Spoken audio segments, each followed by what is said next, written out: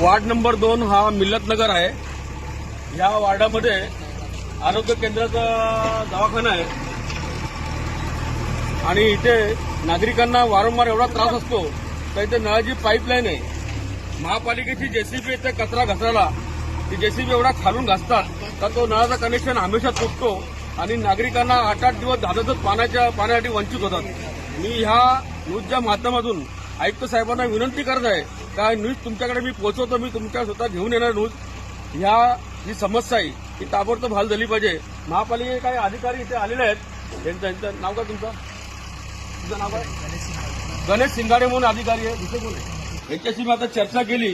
यांचं म्हणणं असं आहे की आम्ही वारंवार हे बनवून जातो आणि महापालिकेची जेसीबी येते कचरा काढण्याकरता आणि ते नळचं कनेक्शन तोडून टाकते। तर मला एवढं सांगणं आहे आयुक्त साहेबांना काही वारंवार जे नागरिकांना जो त्रास होतो ह्याच्यामुळे 8-8 दिवस नागरिकांना पाणी भेटत नाही आणि पाणी आला तर तो घाणीचा दूषित पाणी येतो। म्हणून माझी विनंती आपल्या न्यूजच्या माध्यमातून का आयुक्त साहेब जो काम आहे एकदाच करा, चांगला करा।